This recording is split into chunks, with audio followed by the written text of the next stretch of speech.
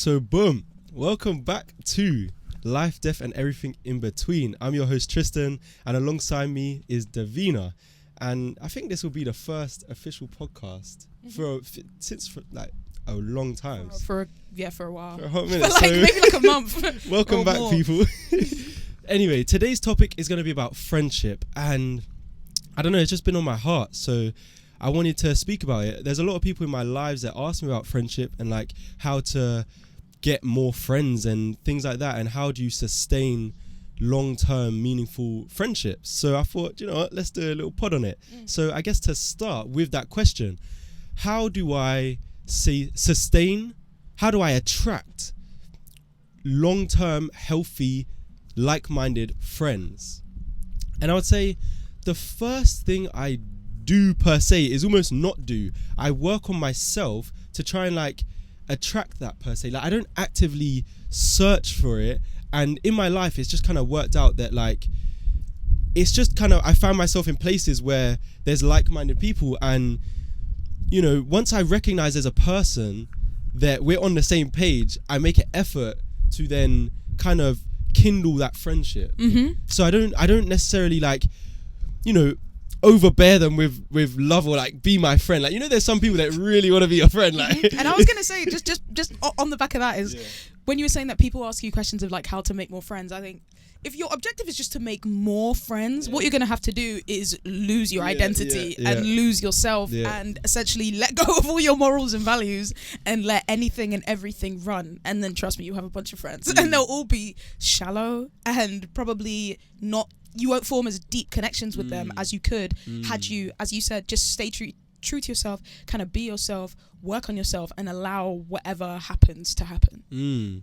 Exactly. And one thing you picked up, which I wanted to speak about, is like having shallow friends. Like I heard a quote and it was like about saying how being alone in a room full of like 1,000 people, that can kind of what it can my words that's what it can feel like when you have just shallow friendships, because it's like you're not really being fulfilled by these friends. And I guess the best way to kind of measure this is ask yourself or analyze yourself after you met with that particular friend and ask yourself the question, do you feel better? Do you feel worse? Do you feel more fulfilled or do you feel less fulfilled? Do you feel more drained or more energized? And that is a very good indicator as to whether or not you have a shallow friendship with that person. Yeah, 100%. Can you be honest with them? And if when you start to be honest, you notice that creates distance instead of actually bringing you closer together. I think another thing that I want to highlight is that I think there's this attitude in society nowadays that like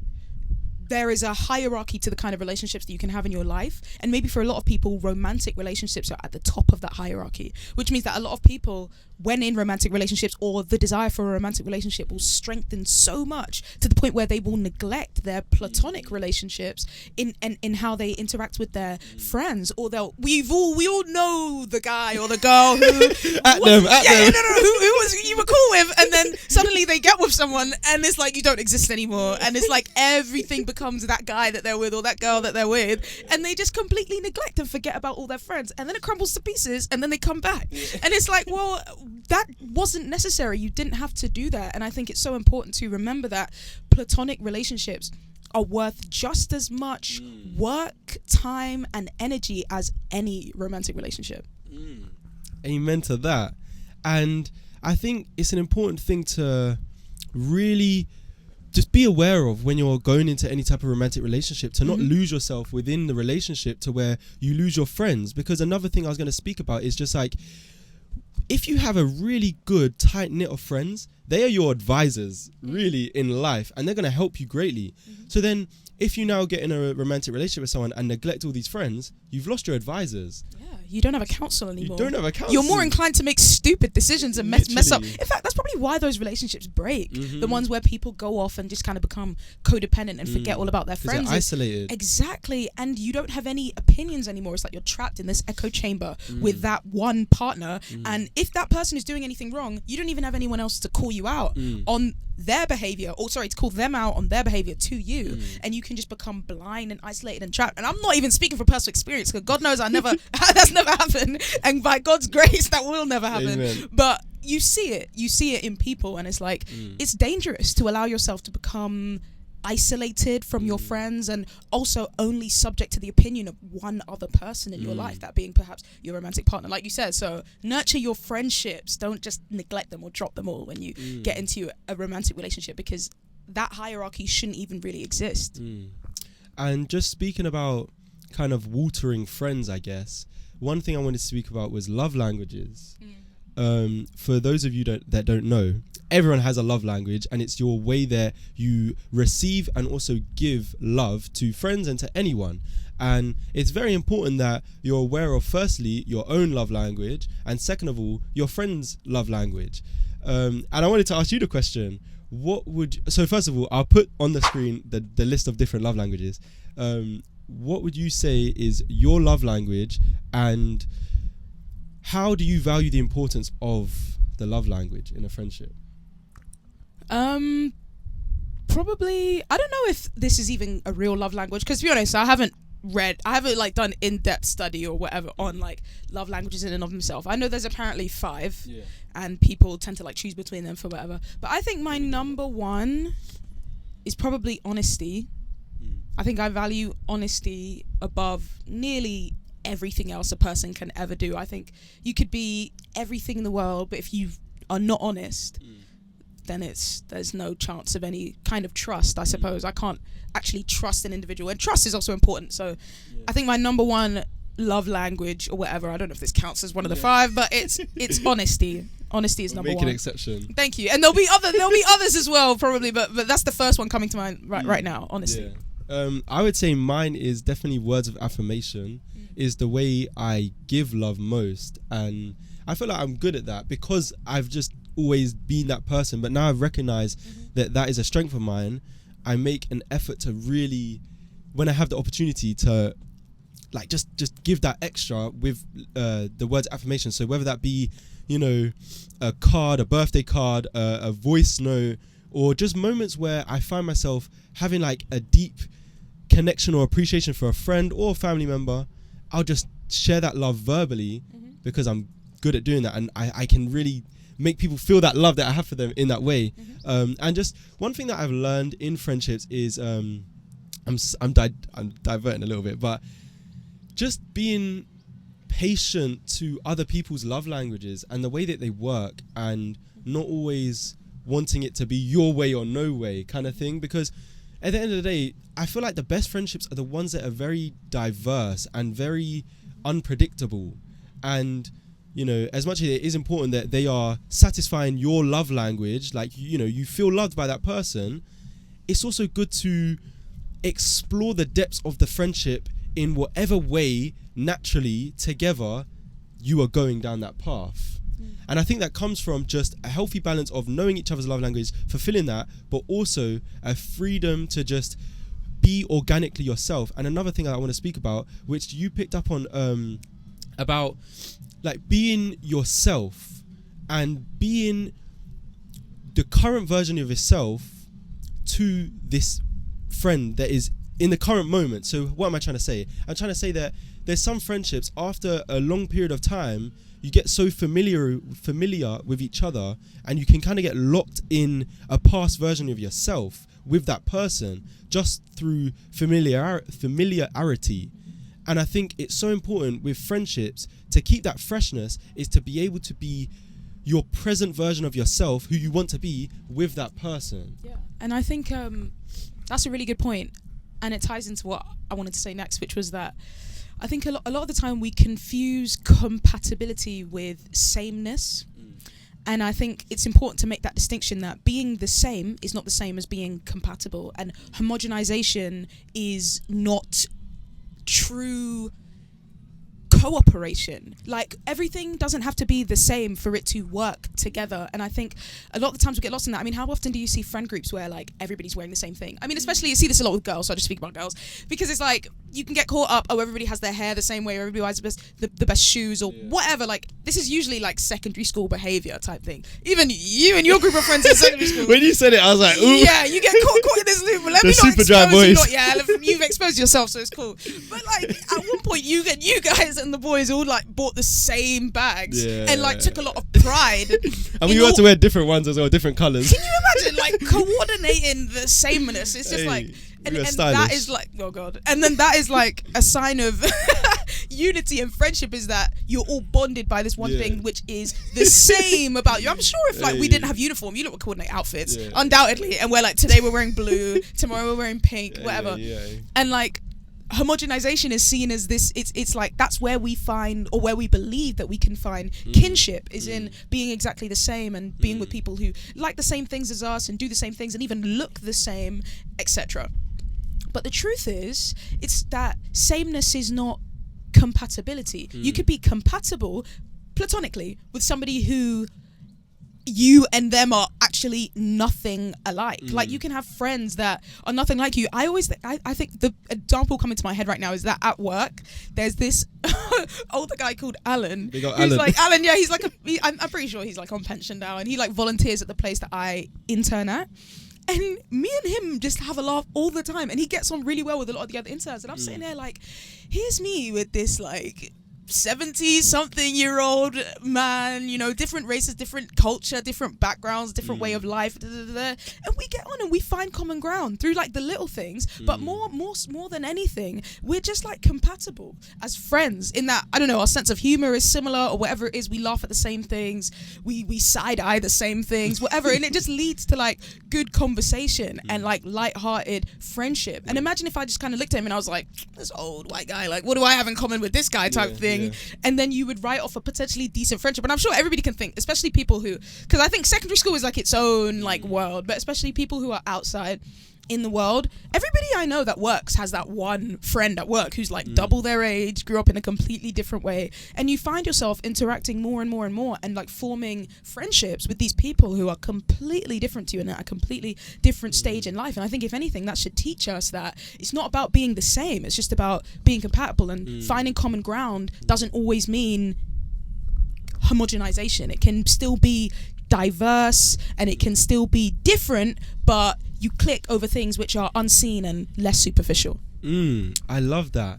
And what I was thinking there is like, just allowing, okay, as human beings, there's going to be common ground somewhere, even at the very foundation of the fact that we are both human beings. Yes. So we share similar lives at that very basic level. Yeah. So it's just about kind of navigating and finding out what that common ground is, and then just kind of building from there. And I guess that's what I kind of want to share with someone right now. Like, just know in your head that there's common ground between everyone, and people also want friends. Who doesn't want friends? So a lot of people kind of put the pressure on themselves, like, I gotta make friends, like, I gotta go to a place, I gotta have all these friends. And it's like, chill, bro.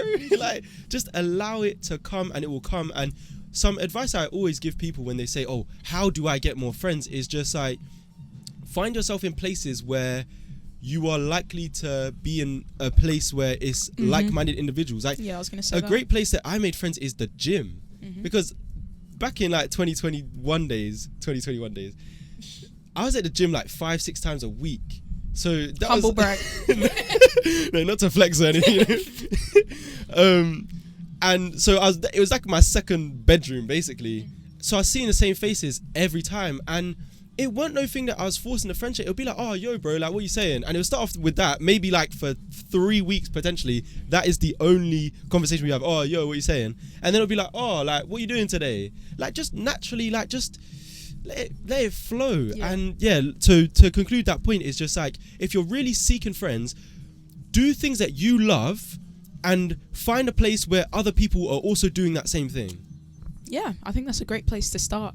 And if you're a person who maybe isn't as extroverted or comfortable speaking to people, because not everybody can just be like, yo. Sounds great. Yeah. Like, to just like random strangers and just be like, hey. Like, I think going to a place where there's kind of, I was going to say forced social interaction, but that's not exactly what I mean. Yeah. But do something and go somewhere where like there is a requirement to speak to people. Like take up an activity where you kind of have to talk as well, so that you like, so that it doesn't have to go against your own like nature. Say if you are a more reserved or shy person, to like have to go out of your way to be like, hey, everybody in the room, because that's not like natural to you. But go somewhere and do something where you kind of must speak to be able to do the thing. So I think even like I'm trying to think of an example. I mean, I'm thinking of like work, I guess. Not. I feel like that's the last place anybody's thinking to make friends, because it's like, God, why would I want to like make friends with people I have to work with every single day? But maybe there are places. It does. It does. You're around them all the time. Like, just try people out. Like, try people out. That person who's always trying to make small talk with you, or the next time your colleague asks you to like pass the stapler, be like, what did you do today? Like, do you know what I mean? You already kind of have to interact with these people anyway. You're with them all the time. So try them out. Like, ask them things that you wouldn't usually ask them. That's if you're really like struggling type thing and you don't really have any other options, because that is some people's reality, that they just can't really interact with people very well, or they don't really understand how people do these things. So just start very, very small, start very, very easy, go easy on yourself.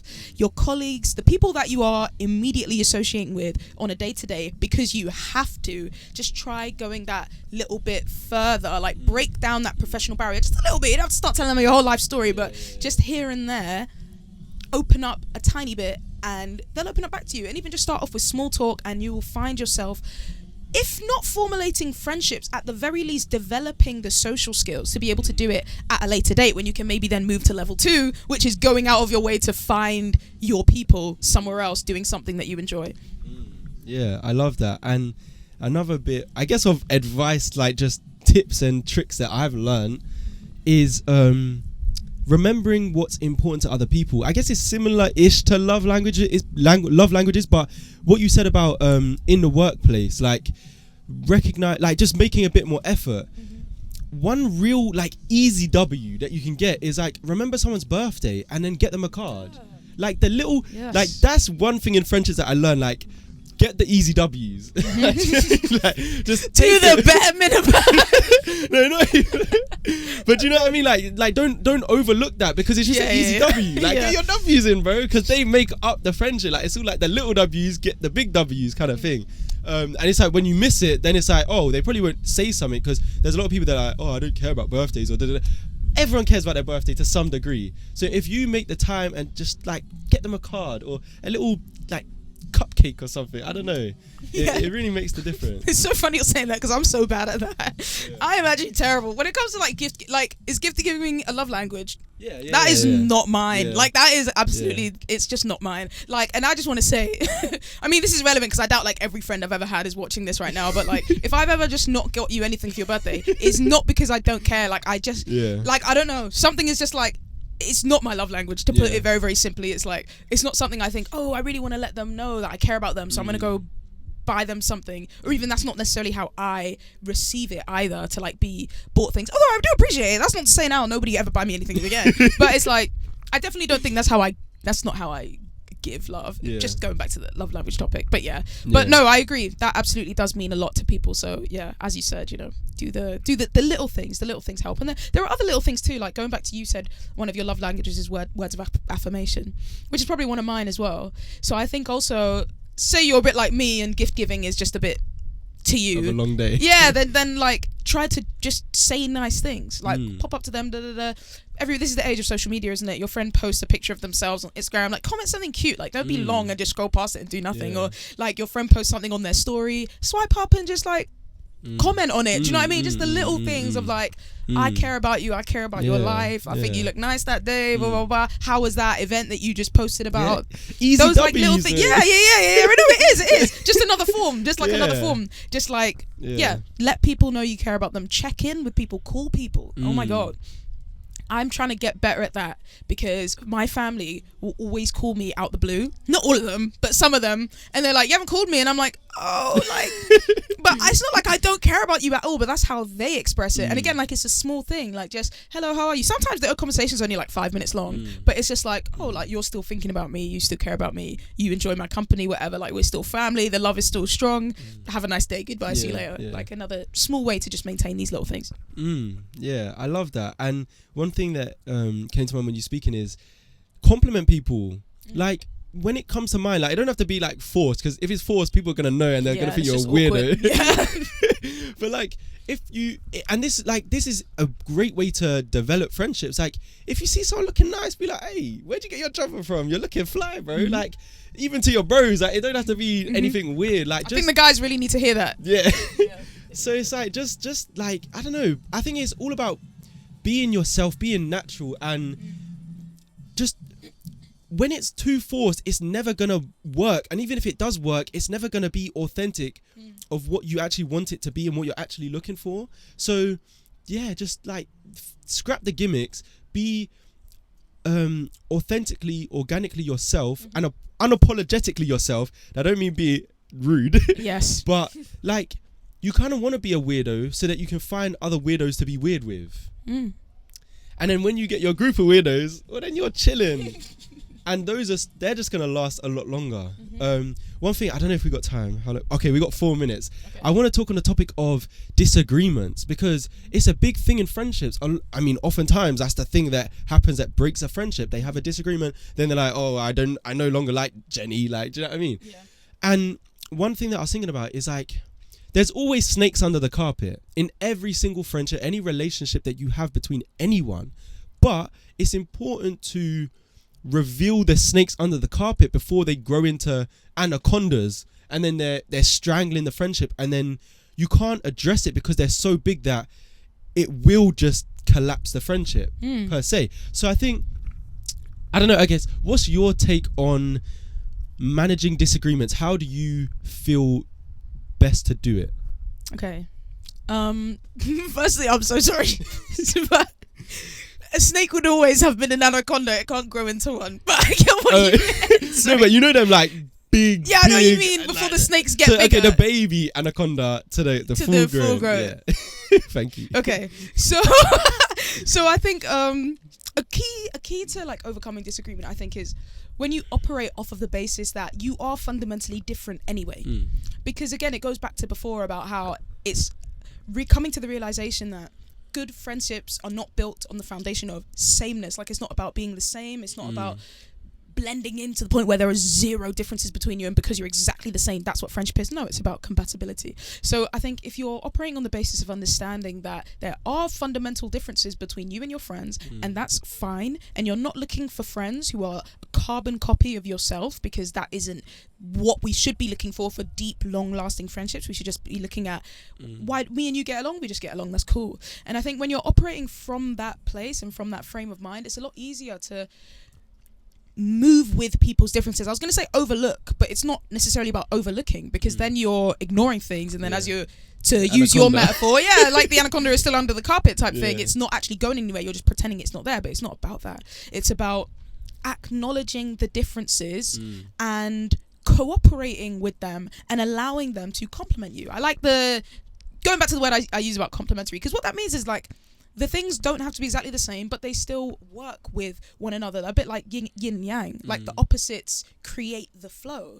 Like, the light flows into the darkness flows into the light. This difference flows into that difference, etc. And so when you do come to a disagreement, and it's kind of like all the differences kind of bubble up and come to a head, obviously in that moment there will be a fallout, because we're human beings and we have emotions, and when we're met with conflict, our initial reaction is always kind of fight or flight. Something will break, but the point is that afterwards, because we're also rational beings, we can sit back and we can think and we can consider things, and we can be objective about it, and we can reason these things with ourselves. And again, if you go back to that mindset, that mentality, you can sit and you can go, okay, this is my friend, we've fallen out over a certain difference. Should this mean now that everything stops? No, because we were always different. We were always different. We were never the same, and that has never affected anything. And now we've come to this roadblock, but we can just work through it. Again, it comes with, at the end of the day, you put in the amount of work you want to put in, and you sustain things to the degree that you want to sustain them.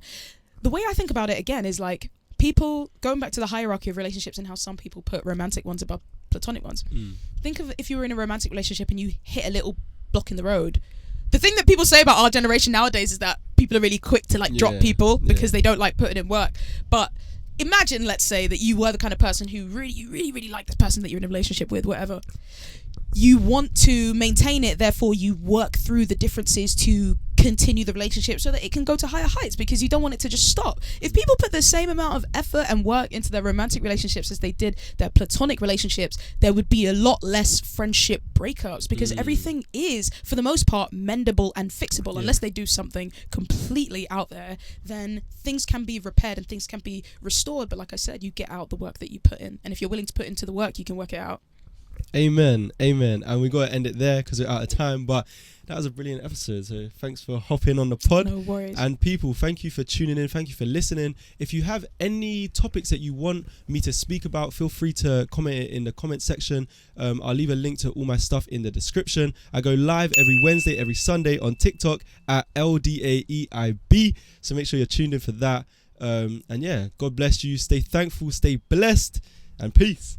Cheers.